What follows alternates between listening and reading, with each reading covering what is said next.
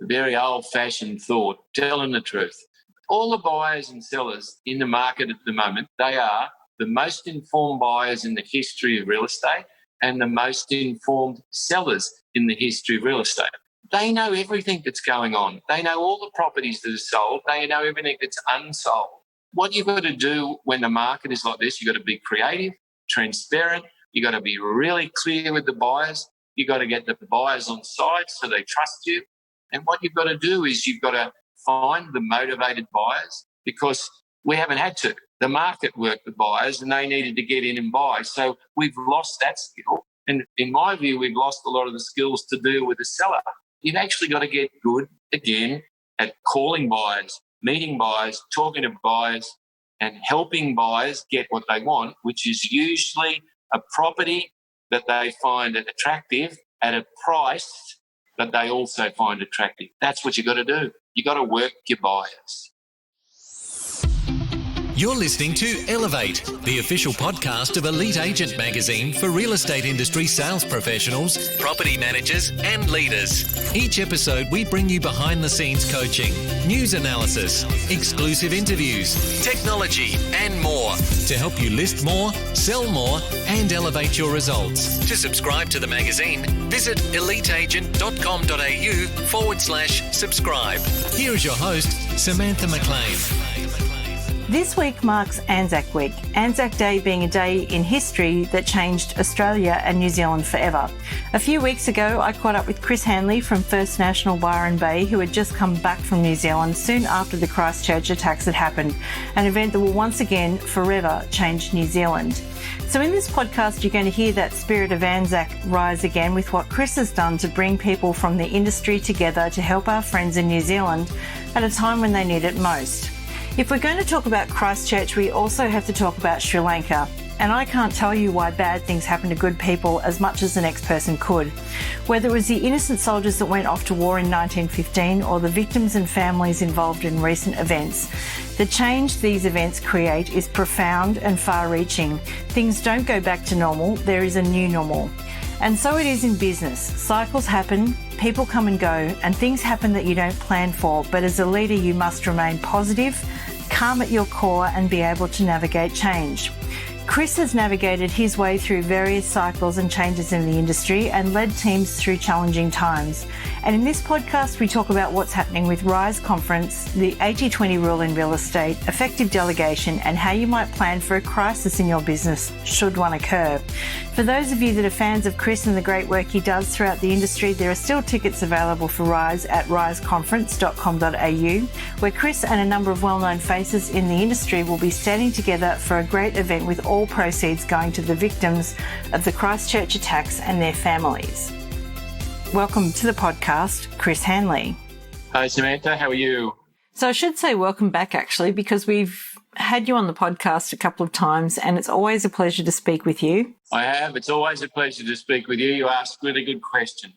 Well, you're definitely one of our favourites as well. And you've just come back from New Zealand. So talk to us about what's been happening over there. I've had a lot of calls with people since last Friday, and there's a number of things I think I'd like to say on behalf of all of us, the 25 million Australians. I think the first is how sorry we all are about what happened last Friday.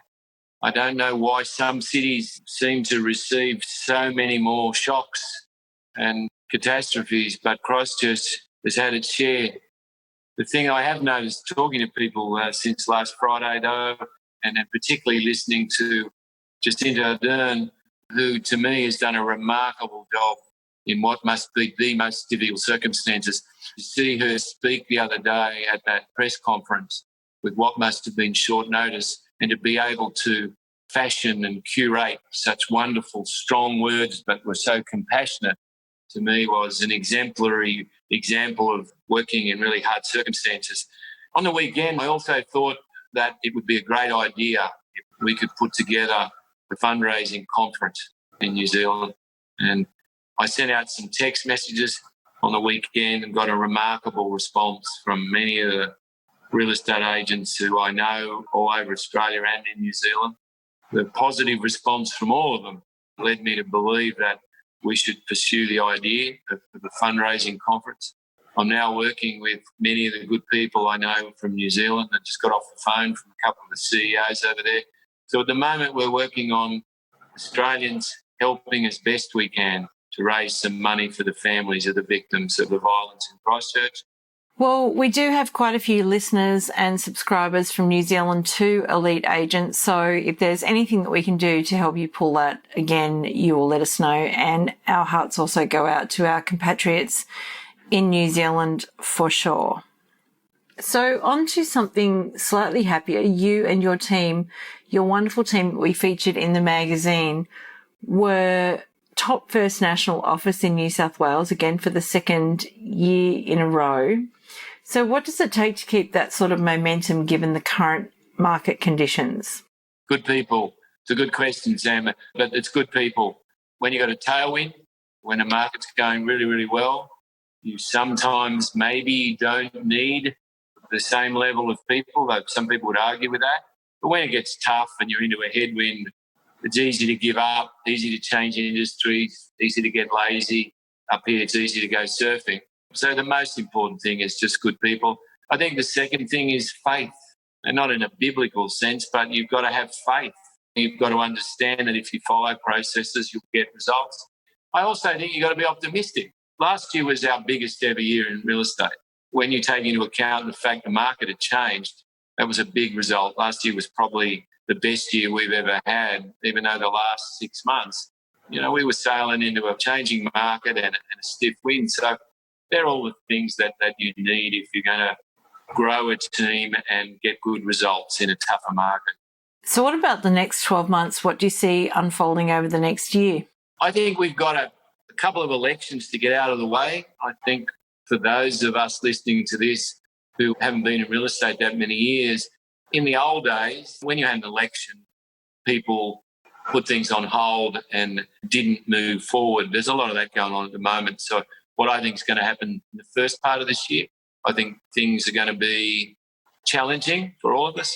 My own view is that we'll go through winter and come into the spring. I think the Reserve Bank's probably going to drop interest rates next. I think once the elections are out of the way, people will hold their breath a little bit, depending on who wins. But then I think it'll be back to a good spring. I think the markets all over the country probably going to get a bit of a buffeting, some worse than others. I think the clear picture right now is that some markets are better than others and some suburbs not far from each other are better than others. But I think this year is going to be tough. But the good businesses, and I've just been in New Zealand, as you said, businesses like Megan Jaffe's business in New Zealand are going great guns, and Shannon Whitney's business, President Whitney in Sydney. The good businesses are still doing well. It's hard, don't get me wrong, but the businesses that are struggling are the businesses, Samantha, that don't have structure, don't have good leadership, don't have good processes in place, and where there's no faith, where there's nobody believing that you can get good results. I also had another interesting conversation today with someone who works, sadly, in a business where there's a lot of negativity. That's contagious. You've got to have a lot of optimism at the moment rather than negativity. From what I'm seeing as a leader, that's probably one of the key things right now, that people are looking to their leaders to see what sort of a mood they're in. And it's just so important that as a leader, you've got to maintain that view of the light at the end of the tunnel. When things get tougher, what happens is it's a little bit like the leader of any organisation, and Jacinda Ardern is a good example, but politicians, CEOs, real estate principals, it's like you're under a magnifying glass. And any of your movements, facial expressions, any of the things you say, they're all magnified. In other words, they seem bigger and louder and, if you like, more powerful. So if you've got fear in your eyes at the moment, if you don't know what to do, if you're not calm at your core, if you're agitated or if you're angry or if you're a blamer, all those things, if you're a boss, it's worse now. They say the most important thing about being a boss, after all the research they've done, is actually be consistent. And I think that makes a lot of sense at the moment too, that your team work out how to adapt around you. But when you're inconsistent, when you're all over the shop at the moment, my favourite phrase is you've got to be calm at your core. You can go off and yell and scream sometimes and do all that, but at the end of the day, All your best people are watching you. And if you lose it, they get seriously worried. And at the moment, there's a lot of fear in a lot of people's businesses. Their mortgages are big. A lot of people are earning half of what they were earning a year ago, and they borrowed all this money. If you're a boss, understand that fear is all throughout your organisation, and it's on your job description to keep everybody calm. That's very, very important. Absolutely.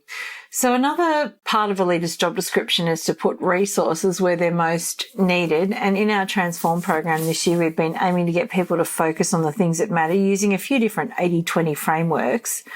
In what ways do you see the 80-20 rule applying in a real estate business, or what are the things that you think are the skills that both leaders and agents particularly need to hone in on right now to be successful? The thing to hone on right now to be successful is seller vendor education in the story. If your product isn't saleable, then you're not going to make any money. The market's not going to make the sale anymore. The prospect of capital gain and a boom isn't going to happen. You've actually got to be creative and focused, and you've got to use truthful persuasion with your sellers to make sure the properties are priced correctly so that people can move. Let me repeat this. If you're running around putting all your energy into stuff other than vendor or seller education, then you are putting your energy into the wrong things. If you don't like conflict, if you don't like sitting in front of people and trying very hard to help them make the changes that in their gut they know they've got to make in order to adjust their price, then you are doing the wrong thing. It's a little bit like a surgeon not wanting to cut somebody open so they can go inside and fix them. There is no shortcuts. There is no way to avoid this bit of the job description. We only do 4 things as salespeople: prospect, list, adjust, and negotiate. Now, the adjusting, the A bit, PLAN, is the single most valuable thing to do at the moment. But the second thing is don't stop prospecting. Right, so the 2 things you should be doing at the moment is finding people who want to sell in this market because they'll be realistic. And the second thing is to educate your sellers so that their properties are saleable. Where should leaders be spending their time? Where leaders should be spending their time is in a similar space. They should be helping their salespeople have great reporting and make sure as a leader those reports go out every week to every seller. You should secondly be making sure that all of your agents have face-to-face meetings where you can, or by FaceTime or whatever, with the sellers every week. The third thing you need to do is help your salespeople, train them around the issue of the dialogue and the questions they need to ask in the conversations with the sellers. The fourth area you got to focus on is sometimes as a boss is helping your salespeople either by mentoring or training them or bringing the sellers into your office. If you've got an office with a lot of young salespeople who are willing, but they're not getting the results, not being able to truthfully persuade owners to change their price, then get the owners to come into the office and help your salespeople. They'll sometimes, sellers, listen to an older owner in particular and allow that person to play a consultative role and be advised by them. So all businesses at the moment should be focused by the boss or the salespeople on the same thing, which is a system and a process to educate the owners so the prices can be adjusted to help people move. What about on the buyer side? Do you have any advice for people having conversations with buyers right now? Tell them the truth. A very old-fashioned thought. Tell them the truth. All the buyers and sellers in the market at the moment, they are the most informed buyers in the history of real estate and the most informed sellers in the history of real estate. They know everything that's going on. They know all the properties that are sold. They know everything that's unsold. What you've got to do when the market is like this, you've got to be creative, transparent. You've got to be really clear with the buyers. You've got to get the buyers on side so they trust you. And what you've got to do is you've got to find the motivated buyers. All we do is match up people who want to buy with people who want to sell. We're not brain surgeons. We're not architects. That's what we do. So for the last few years, we haven't worked the buyers so well because We haven't had to. The market worked the buyers and they needed to get in and buy. So we've lost that skill. And in my view, we've lost a lot of the skills to deal with the seller. You've actually got to get good again at calling buyers, meeting buyers, talking to buyers, and helping buyers get what they want, which is usually a property that they find attractive at a price that they also find attractive. That's what you've got to do. You've got to work your buyers. So, Chris, we've seen market corrections in the past and you've been through cycles.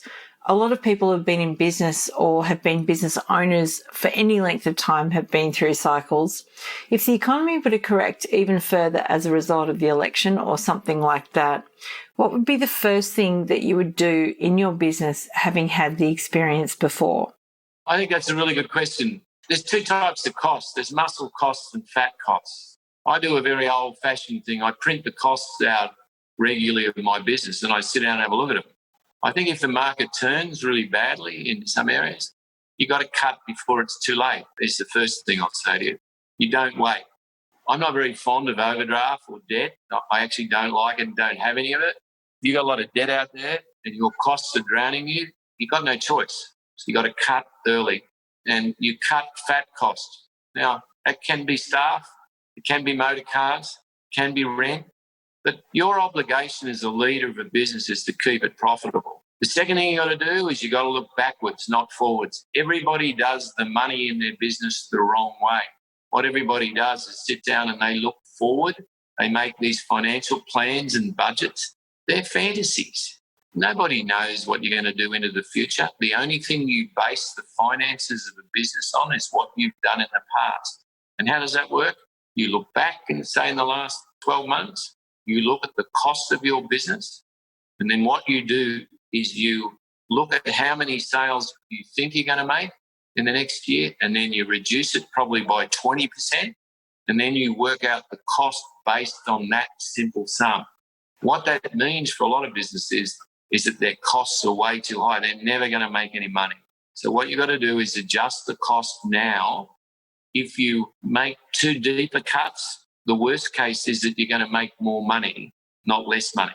But if you do the opposite and you don't make the cuts, Samantha, then it probably means your business is going to be in trouble and everybody's going to lose their jobs, or you're going to have to close up your business. And that's usually what happens in time like this.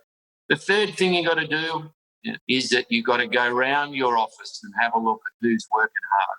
If you've got some people working for you and you're looking at them in a market like this, and you wouldn't give them a job today knowing what you do about them, and they're not putting in the hours, as hard as it is as a boss, you've got to think about those people maybe need to work somewhere else. So they're the three things you've got to focus on. Yeah, interesting. So is there anywhere at the moment, like we've just talked about cost cutting, is there anywhere where you would actually invest in your business?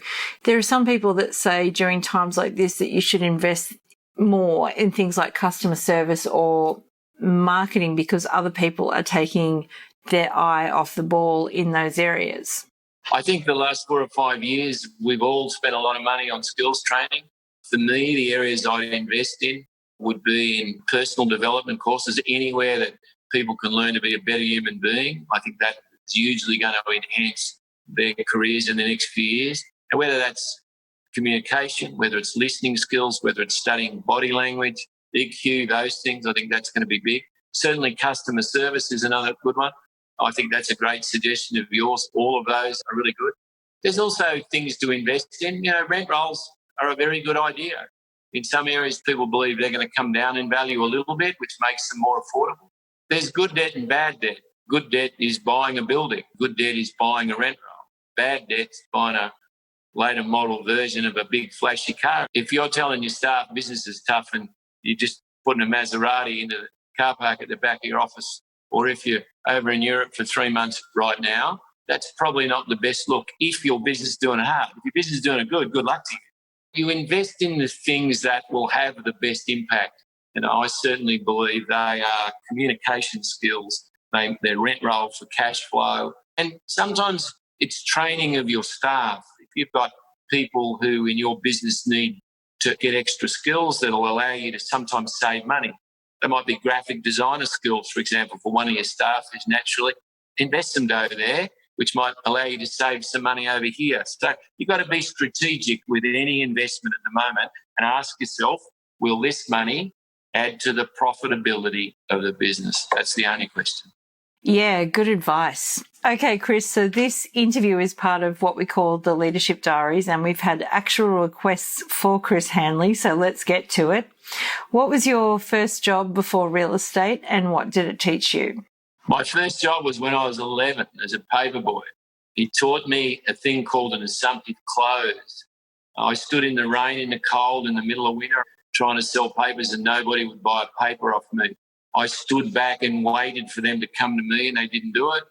So one day I stood in front of a man called Mr. Woolley was his name, and I put the paper out in front of him. I'd assumed he'd buy this particular paper, which was the Herald, and he took it off me. Apparently there's about 80 different business closes, and I was never smart enough to learn 79 of them. I just stuck with this first one, and it was this. I learned that an assumptive close was a belief on your part with any business transaction that the person on the other end is actually going to do business with you. That's where the assumptive part comes in. You assume and to act accordingly. And I learnt that doing that paper run when I was 11.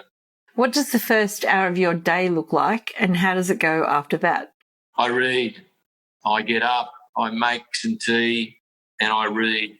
And then I'll go and exercise, but I read. Now, it could be anything. This morning I was reading a Harvard Business Review. On the weekend, it could be something completely different, and I read all sorts of stuff. I don't just read business stuff. I read science, psychology. I read about football. I read about surfing. I read short fiction. You name it, I read it. But when I get up, I read. If I do that, the first thing, and get an hour into that, the rest of my day is really good. I really like learning things in that first hour, and it's also calming for me. Can you name someone that has had a tremendous impact on you as a leader? There isn't a single person that's had any influence on me. There's two types of people in the world when it comes to mentoring leaders. There's those who are naturally good at being mentored and go looking for it. And then there's the other fools like me who've needed to make all the mistakes themselves. I've never had a mentor or anything, but I mentor a bunch of other young men and women around the country and love doing it.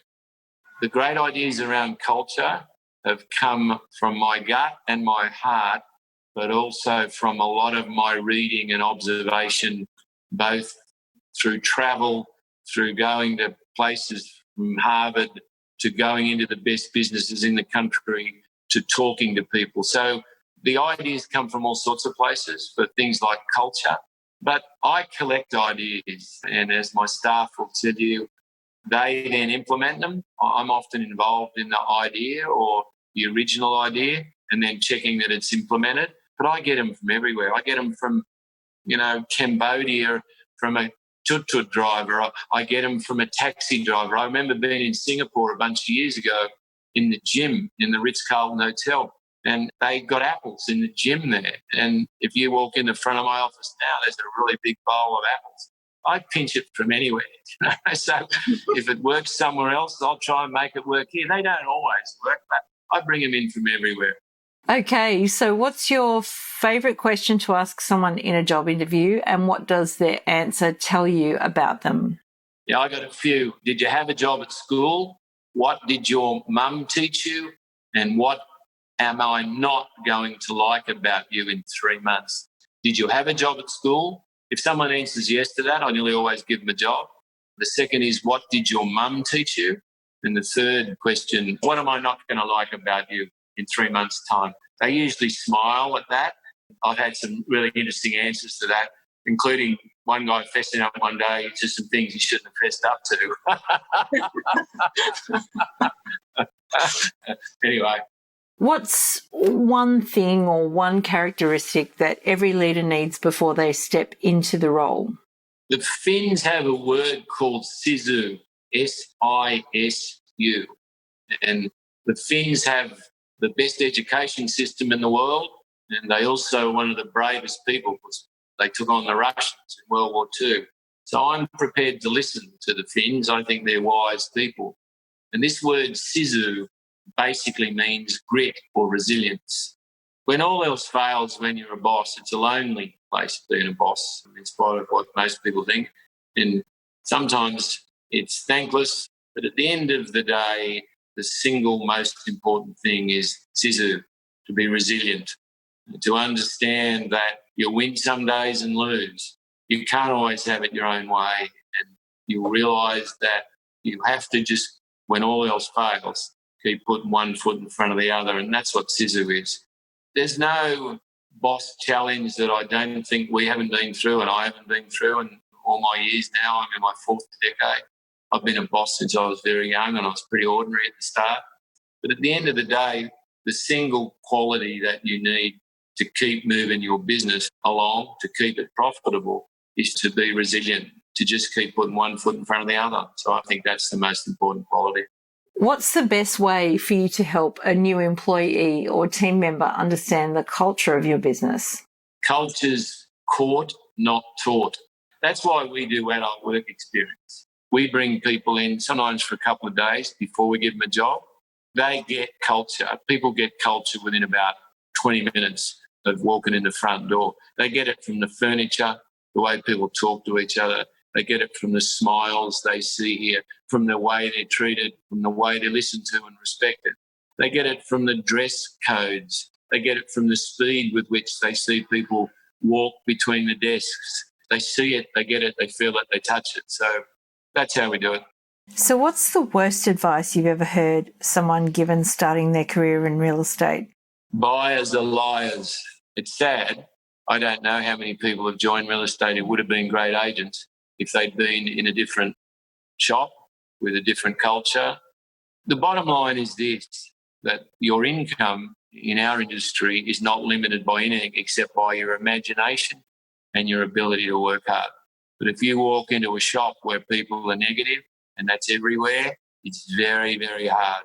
Only very special agents manage to do really well in a bad shop. And if you're working in one, in a market like this, I don't want to tell you to leave, but if you're working in a place where it's negative, go and find somewhere positive and see the difference it makes to your career. So, Chris, if there was one thing that you would want the listeners to remember from listening into our conversation today, what would it be? I think in this instance, Samantha, I'd like to talk to bosses and salespeople who haven't been in the industry for a long time, to let them know that there is a prosperous, profitable way and a happy way to work in a hard market. If they're a boss, if they hang in there and focus on the culture and the processes, and if they're a salesperson and they focus on prospecting and they focus on being truthful and honest with their sellers, then in both instances, the boss and the salespeople, they'll prosper. Their businesses will be profitable. I know people are saying this is really, really hard, worse than the GFC. No, it's not. People here have no idea what they're talking about. The GFC up here lasted nearly 5 years. We're not a year into this yet. Let's call it a year. I've been in cycles that have been bad for 7 or 8 years.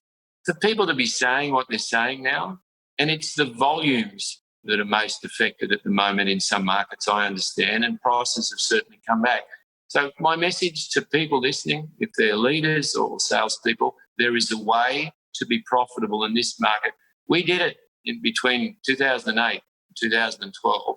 Our market dropped off the edge of the planet, and our market share went up from in the 20s to more than 50. You're a good business. You take market share when the market's like this. You don't lose it. So I guess the message I'd like to give to people out there, there's a way through this. It's profitable. You keep your staff. And here's the other thing. If you know what you're doing at the moment and you're confident, your staff won't leave you and go working down the road. They'll stay with you because they'll sense that you know what you're doing. So that's the message I give to people. So once again, Chris, it has been an absolute pleasure talking to you about all things real estate and leadership. And thank you very much for answering our Leadership Diaries questions.